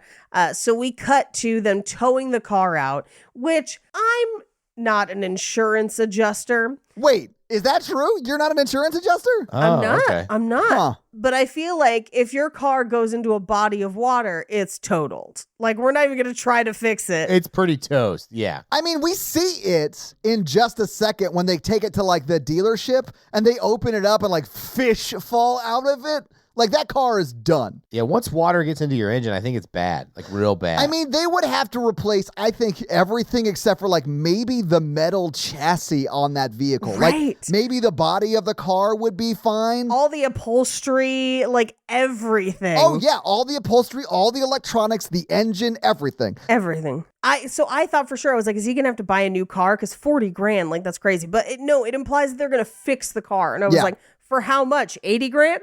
Like, that's what I was like. I was ridiculous. Like, no. No. But I do love that the guy at the Porsche dealership's like, so who's the U-boat commander? That was Like- really funny, yeah. So he goes to school. They won't excuse his absence. So he ruins 2 midterms because he wasn't there to take them. And he literally, like, there's another girl turning in her absence thing, and he's just like shoving her out of the way. He Yeah. does not care. Because this movie treats women terribly. And he then threatens the school secretary. He grabs her by the collar and is just like, I've spent the last 4 years, like, and he understandably gets suspended for that. Yeah. I ran into, because my mom still teaches at the high school I went to. We went to a thing for my mom, and the secretary was still there, like the same one that was there when I went to high school. Oh, yeah? And I was notoriously late all the time. And so I just walked up to her and I was like, hey, I'm on time for this one. And she laughed for a long time. And it was 100% worth it. Highly recommend. Anyway, he gets suspended and gets kicked out of Future Enterprises, which, by the way, I don't know how he thinks he's going to hide that suspension and stuff from his parents. I mean, I guess it's the 80s. Maybe he just doesn't go to school, but like, whatever. Yeah. It's going to show up on his record or something, right? Anyway. One would assume. Mm-hmm. So he takes the train into the city. He goes and finds her in her apartment. And then, we get a scene of them hugging and he's like telling her what happened. We don't know how he found her. I guess maybe Vicky left a forwarding address. Don't know. But we cut to them like planning out the brothel of like getting rollaway beds, doing math, meeting all of her friends, which, by the way, this is a famous person's like first role is one of the call girls, and I will reveal it in fun facts. I'm very excited about it. What? Yep. And then we cut to him being like, and I did sales. And this is where he starts to do the like, you paid how much to go to the movies with her and she slept with that other guy? Gross. Like, A woman having agency? Disgusting. disgusting. Yeah. And then he's also like, oh, walk like a man to like other guy. It's so gross. This is the grossest part of the movie for me is him gross. selling this. Because people really should pay halvesies on their dates. I really object to the idea that unless someone is a sex worker and offering services for a particular price, you should not assume No. that any form of money it is in exchange for sexual services unless that's been discussed. That's not an assumption that should be had. I usually yeah. pay on the first date because usually it's like, this is nice. I like to be nice. I've always played by the rule that if I ask that person out, I'll pay. I think or at that's a least great offer rule. to Yeah. pay, right? Yeah. I've done that, and then the girl I went on the date with was like, let me cover my half. And I'm like, cool, that's fine. Yeah. Yeah. I was a halvesies person forever. Yeah. And I would also usually drive myself so that I could escape. Well, I would never even offer to pick people up at their house because I wouldn't. No. I'll meet you there. Exactly. Like, I want them to be comfortable enough to have an out too. Yes. Because we're like, especially if we're like meeting for the first time, like if I think you're terrible, I'm going to bounce. And if you think I'm terrible, I want you to bounce. Yes. Yep. So we cut to their house is literally a crowded orgy, basically. Well, it's not an orgy so much because they're because people they're setting are up one-on-one. rooms. Yeah. But it is like there's a lot of sex happening in the house. A for lot sure. of sex happening and a lot of traffic. They're having to like direct traffic on the streets. There's like people all over. They would absolutely have the cops called on them. It is the least, it is not inconspicuous at all. No. Anyway, a guy shows up with a briefcase and they're like, hey, Joel, there's a guy for you. And he's like, yeah, Princeton admissions. We had a meeting. And he's like, oh, shit, great. So he pulls him into a side room. He didn't check his memo thing. It was buzzing in the background the whole time. The whole movie. You couldn't hear it over the copious amounts of moans. Yeah, they're like, I'm stuck. Like that. You couldn't hear it over that. Or my favorite kind of moans, assimilate. Assimilate. So as they're having a meeting, Lana keeps coming in. She's like, does that couch fold out? We got to bet. We got it. We need this room. We got too much business, basically. Where it's completely obvious what they are doing in this house. But this Princeton guy is like, so your SATs weren't good. Your GPA is 3.14, class rank 52. So you're in the 84th percentile. But that's not like Ivy League numbers, bruh. Like, what are you doing? And he's like, well, Illinois, was it University of Illinois? Where he's like, state school, glasses, what the fuck? Who gives a shit? And just basically leaves the meeting. But we do find out because we cut to him watching model trains and Rebecca De Mornay comes in to basically tell him how the night's going. And he's like, did the Princeton guy leave? And she's just like, no, he's like talking to some of the girls, very good talkers. So, whatever. Yeah. But she's like, if you want to have a ride on a real train, follow me. Yeah, come on, ride it. So he gets a call from his parents who are like, is there a fucking party? And he's just like, if you only knew. That's not party, that's business. And also Rebecca De Mornay is like moaning in his ear while he's on they would absolutely hear her being like, I want to fuck on a real train. Yeah, they crazy. would. Yeah, everyone would hear them. Yeah. So he eventually hangs up. They've closed up shop for the night. The girls are on their way out and Lana is like, I'm hungry, but let's make love on a real train. And he's like, all right. So they get on a train.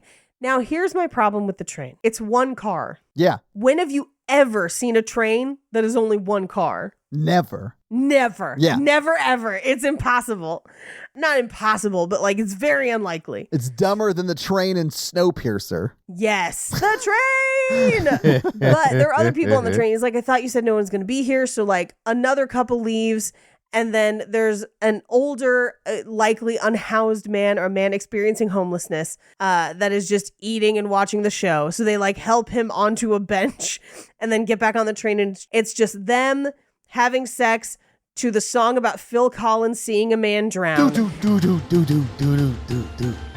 I can feel it falling in the air tonight. Yeah. Well, Tom Cruise was drowning in it too. Yeah. Because she has a thing for trains. What was he drowning in, Mikey? What was it? Yeah, one more time. I don't understand what you're... The P word. Plagiarism? Penis? Panties? No, you see, women have indoor plumbing. Not all. Do I have an outhouse? Hang on. You have an outhouse. How does this metaphor work? Call it an outhouse? I think an outhouse is a colostomy bag.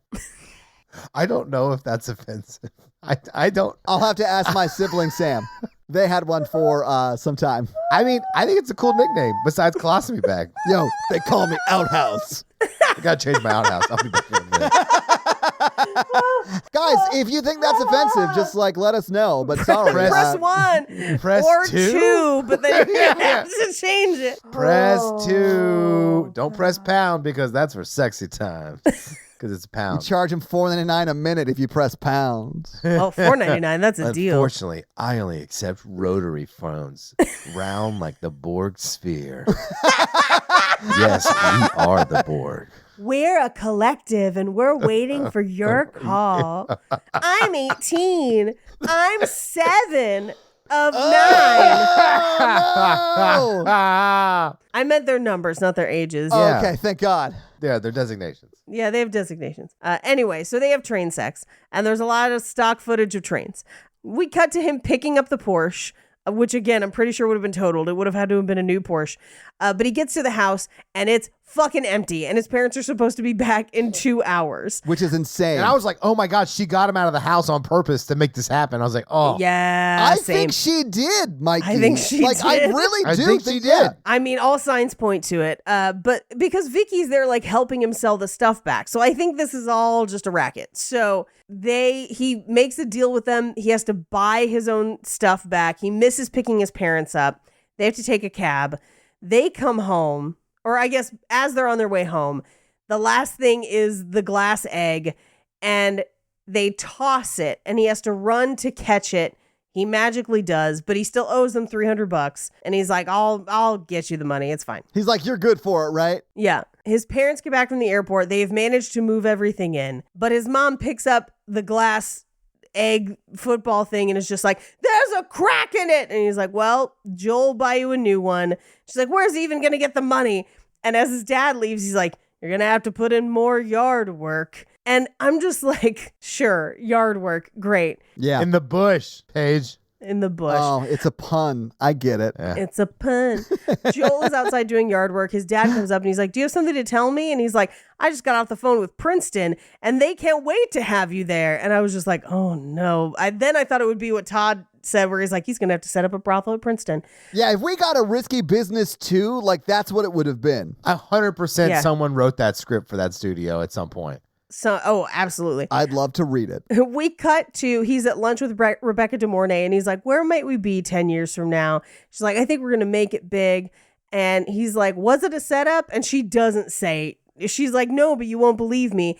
And they intercut with people presenting their inventions. And one of them is like, a paper towel holder. I was like, you idiot, we already have those. Well, a paper towel holder for $10, which today is $30. And then like, That's crazy. I would never pay a $30 for a paper towel holder.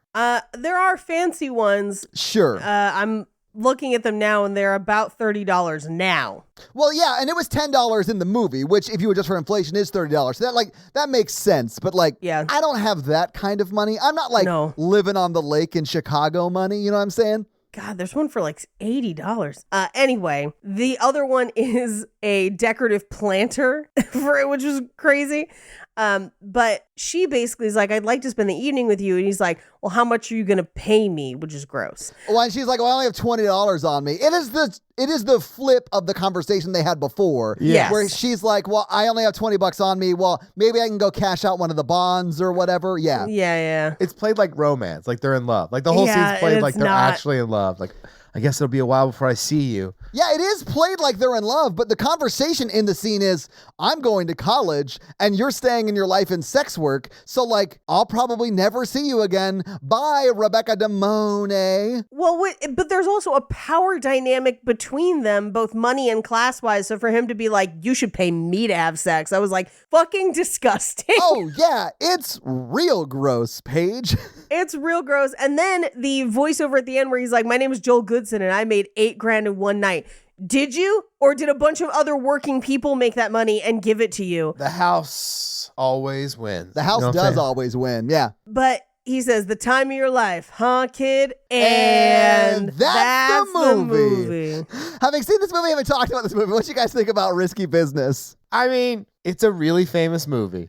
Yes, that is one thing about it, yeah. And it was really famous at the time, like we'll talk about it in box office, but it is problematic now. Oh, yeah, absolutely. Hated it. Well, Paige, do you have any fun facts for us? I do. Well, here it is with your fun facts. Sex trafficking, fun facts. So the scene where he dances to old time rock and roll was completely improvised. They didn't have a song purchased yet, or they hadn't purchased the rights to a song. And in the script, it just says dance to rock music and with no other directions. I mean, he does that. All of that's improvised on the day. And it is one of the most famous scenes from the movie. Yeah. So the sunglasses he wears are the Ray-Ban Wayfarer model. Same ones I have. Yep. And sales of Wayfarers were not doing well in 1983, but skyrocketed 2,000% after this movie came out. This and Blues Brothers are said to have contributed to the popularity of Wayfarers to this day. Oh, I'm sure that's true. Blues Brothers, it's the same glasses. They look great in that. Yeah. And this is Curtis Armstrong's first film. Really? And he kept a journal during filming. And of his first impression of Tom Cruise, he wrote, quote, "Tom is an interesting character. Can't really make him out. He'd appear to be on the brink of a great career, but when it comes to doing things with him socially or professionally, he's not terribly reliable. He's always late, very casual with other people's time, but in spite of it all, it's difficult not to like him. Though it's early days, the rehearsing I've done with him has gone smoothly. No arrogance or selfishness there yet. We'll see." All right. Yeah. So what he's saying is Curtis had not been toned 40 yet. Correct. Well, I think this is a pre-Scientology Tom Cruise. I think so too. Yeah. I'm not quite sure when he got into it, but Yeah. they usually target people once they're famous. Yeah. He's also yeah. 20, right? I've never met a 20-year-old who is respectful of my time. Yeah, that's fair. That is true, Mikey. Yeah. And they originally didn't want to cast him. He didn't test great. He didn't audition great on his own. He didn't audition well with Rebecca De Mornay, although they would end up dating later on the set. She lied about her age to get the part in this movie. She was born in 1959 and claimed that she had been born in 1962 to make herself the same age as Tom Cruise in hopes of getting hired. That's weird because she is supposed to be older than him in like the plot of the movie. I think she was worried that they would think she was too old, because I think she is supposed to be older than him, but not by much. Yeah. Now, his house is located at 1258 Linden Avenue in Highland Park, Illinois. In Ferris Bueller's Day Off, Cameron's house is at 370 Beach Street, Highland Park, Illinois. But in real life, those two houses are located just around the corner from each other. So they are literally in the same neighborhood, same street. Ah, gotcha. The Porsche, they had 4 different models, 3 1978s and 1 1981. One of them was completely gutted for the lake scene, so it was just the exterior of the car. Yeah. Another was painted gold and to sit in the lot at the showroom. And then collectors have actually tried to track down all of them, but have only been able to find one of them, which was purchased for $49,200 in 2012 at a Hollywood memorabilia auction. Curtis Armstrong was 28 during the filming of this movie. He looks it too. I mean, he looks older, it, like yeah. way older. Yeah. Yeah. Tom Cruise and Rebecca De Mornay began dating on set. Now, it was complicated because she had Harry Dean Stanton on set with her, who she was dating after working with him on One from the Heart the year before. Is Harry Dean Stanton the dude from Night Court? I hope that that's not true because he was born in 1926 and Rebecca De Mornay was born in 1959. Yep, that allegedly that was the thing. And then she ended up with Tom Cruise briefly. Well, at least Tom Cruise is more age appropriate. Jesus. Yeah. I could see where Harry Dean Stanton loses out. Yeah, same. He plays an angel in one of my favorite Christmas movies. What movie is that? I don't know, but the kids die in a river and the dad gets killed in a bank robbery. For some reason, I was thinking It's a Wonderful Life, but that's not him. That's somebody else. It's an 80s movie. One Magic Christmas. I literally just looked it up. Yeah, it is. So alongside Tom Cruise, John Cusack, Nicolas Cage, Michael J. Fox, Tom Hanks, and Sean Penn were all considered for the role. Sharon Stone auditioned for the role of Lana, but didn't get it. I could see that. Yeah. I think that would have probably worked a little. That would change the dynamic where Because she's a little older. she's a little older. She also comes off like a lot more like assertive, if that makes sense, I think. I guess. I mean, I'm still struggling with him being a high schooler. Like, as long as, that is the full stop. That part actually gets worse with Sharon Stone. Yes, it does. Now, Rob Lowe was asked to audition for this movie, but turned down the audition because he thought the script was weird. I mean, he was right. I think he was right to avoid this. I mean, I love Rob Lowe. I think he is an amazing actor, at least in Parks and Rec.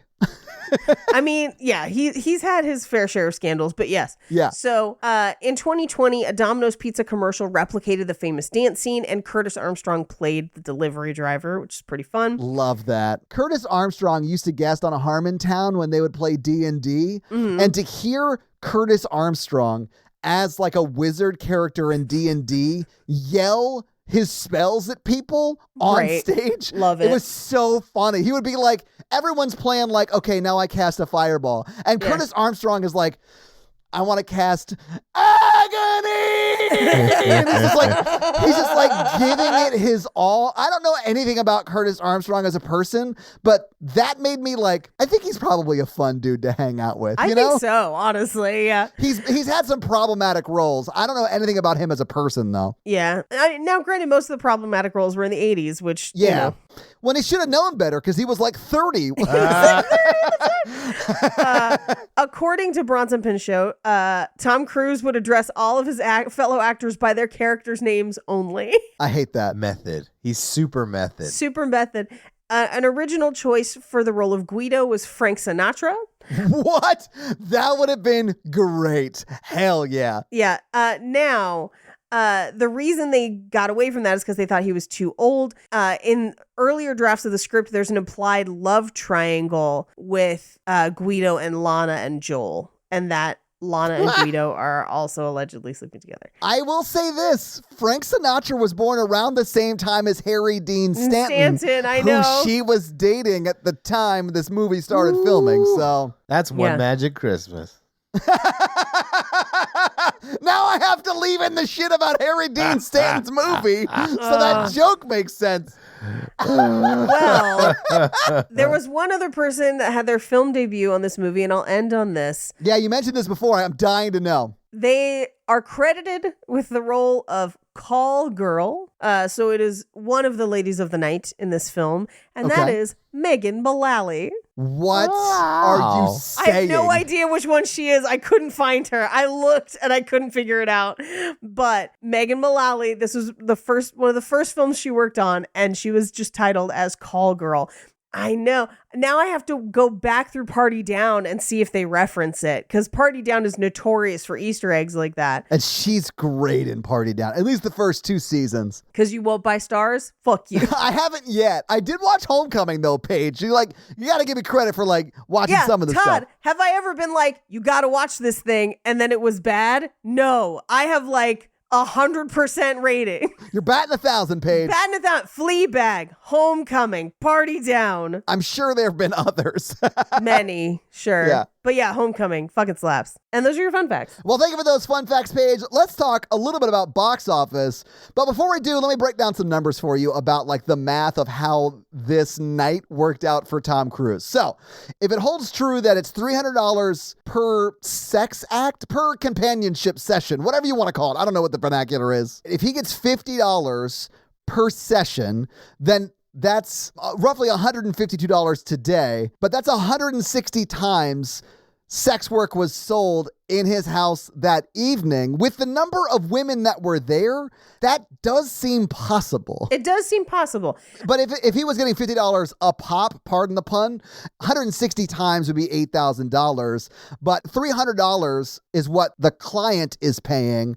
That means the women actually brought in $48,000 that night. And $8,000 was his cut. But let's talk some box office. So the production budget for this movie, when it came out in 1983, do you guys want to guess what it was? $7 million. I'm going to go 8 million. You guys are both really close, but it was $6.2 million. Oh. So you're both a little bit over, but close. If you adjust for inflation, that's $18.8 million today. Now, this movie came out on August 5th, 1983, and it was number 3 in the theaters the week it came out. It was beat by the number 1 movie that weekend, National Lampoon's Vacation. It was in its second week. The number 2 movie was Star Wars Episode 6, Return of the Jedi. Yeah, that's 6. Well, heard of that one. That one had been out for 11 weeks and was still number 2 at the box office. Risky Business, of course, was number 3. Mikey's favorite movie was also in theaters, Jaws 3D. That was 4th. And Staying Alive was number 5. What do you think Risky Business made its opening weekend? $3 million. 4.5 million. Paige, you're so close. It was $4.2 million. So honestly, really, really good.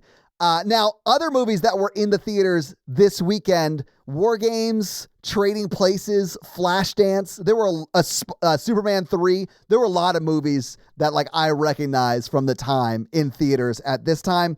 Now, this movie was in theaters for a long time, and it started off in the third position and was third for 2 weeks, but then spent... I like to go third position and then fourth position and then back to first position. But if you're like this movie, Mikey, you would have spent 6 weeks in second position after your first 2 weeks in third position. So it did well in its opening. I can give you 6 minutes, 3 minutes. So it did well in its opening, but then actually did better in subsequent weeks. And then, of course, it slowly fell out of the charts after those 8 weeks that I mentioned there. But it was in theaters for a total of 19 weeks. So from August 5th of 83 till the weekend of December 9th of 83. What do you think this movie brought in the box office? And I only have domestic numbers because it's so old. So we'll just say total. 18 million. I'm going to go, this was a very famous movie. I'm going to say 23. Paige, you're going to be very upset about this. No! This movie made $63.5 million in the theaters. In 80s money? In 80s money. So if you adjust for inflation, that's $193.5 million today. Jeez. On what would be today like an $18.8 million budget. Okay. It made tons of money. But again, if you're looking at $83, it was $6.2 to make and made $63. So one more time, that was 183? If you adjust for inflation, Page, $193.5 million. Yeah. Well, then. That's 45.1 million quesadillas. Okay. Mikey, all we're saying is it's the least you could do for someone who comes over to have sex with you. I call an Uber. What more do you want? But that is your box office. So, do you want to hit him with that romance scale? Yeah. Actually, first I want to say, do you guys think they're still together? No. God, I hope not. I hope she's enjoying all of the money from stealing his shit and uses it to get away from Guido. I wish they had revealed at the end of this movie that she had planned to steal all of the stuff and have Guido sell it back to him to get all that money back from Tom Cruise. Yeah. But no, it's just left as... Well, he still fixed the Porsche. Yeah. That is true. You're right. But it's left as like, oh, I'm going to college and you're going to live this very low-class life that's beneath me, so goodbye. Like, I sort of hate the vibe of this movie, just wholesale. Yeah, same. But yeah, no, I don't think they're still together. No. Well, let's do our romance scale of 1 to 10 of how romantic we found it today. I can't get through without laughing. It's gonna be a 1 for me, dog, but like a 17 on the misogyny scale. Yeah, it's going to be a 1 for me as well. It's going to be a 1 for me as well. I just didn't really buy it, you know? Is it because you haven't cashed out your savings bonds, so you didn't have the $300 required to buy it? That is correct.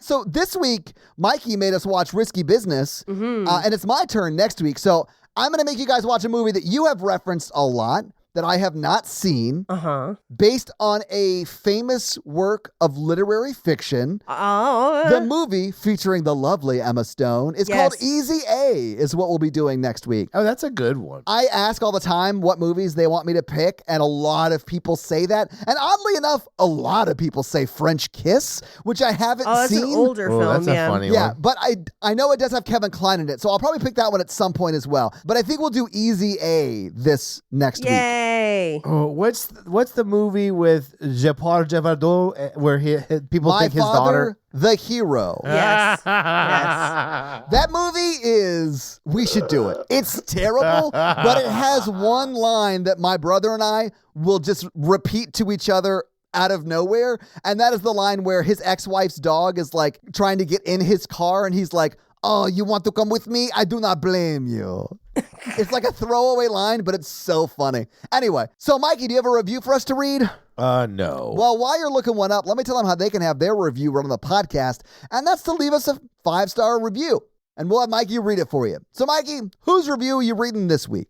Anna Marie P. What does Anna Marie P have to say? Free serotonin. I didn't know she was in prison. We've got to save Sarah. Why is she in prison? She did nothing wrong. She's just working out. Toning. Oh my God, Mikey, I just got it. That's very funny. I'm so sorry I didn't laugh. I really enjoy that. That's great. Okay, this one says, Mikey, please read this in your Irish. Oh, the Simlish, the Irish But Simlish. it's real word. Simlish. I came here from the higher virgin because of this letter trio. They're a fantastic chemistry, humor, insights, always brighten my day. Also, can you justify doing Kangaroo Jack? No, absolutely No, we cannot not. do that. I'm sorry, Anna Marie P. I'll tell you what, Anna Marie P. If you get serotonin out of prison, we'll do Kangaroo Jack. Free serotonin. She needs to serotonin it down because we're not doing Kangaroo Jack. Hell yeah, Mikey. Anyway, 5 stars. That's my review. Good night. Well, thank you so much for that awesome 5-star review. And if you want to have Mikey read your 5-star review, leave us a 5-star review. So, yeah, guys, if you like this power throuple that we have here on this podcast, make sure to check out our other podcast, The Horror Virgin. And that is the only other podcast that Mikey and I are on. But Paige gets around, and she is on 2 other podcasts, Black Card Rehab and Cult Podcast. So guys, definitely check out those because they're amazing. If you want to follow us on social, we are at Romancing the Pod Show Yes. on Instagram, and we are at something else on Twitter who I just have never taken the time to learn It's just Romancing Pod Show because they have a character limit and it's show SHO like Showtime. So guys, check that out as well. And if you want to follow us all individually, Paige is at Rampage Wesley everywhere, including TikTok, except for Twitter, where she is at Paige Wesley. Mikey is at mrandolph24, and I am at Todd J. Awesome everywhere. And guys, we got a P.O. box. So if you want to send us some love letters or whatever you might send to a P.O. box, it's actually not a P.O. box. It's like a regular street address. It's pretty awesome. It's 6688 Nolensville Road, number 108-34, Brentwood, Tennessee 37027. So send us some stuff. Yeah. That's going to be it for us, you guys. I'm Paige. I'm Mikey. And I'm Todd. And you complete us. Trickle down plesion. Your uniqueness will be added to our own. Bye. What sci-fi person would you bone, nerds? La la la la la.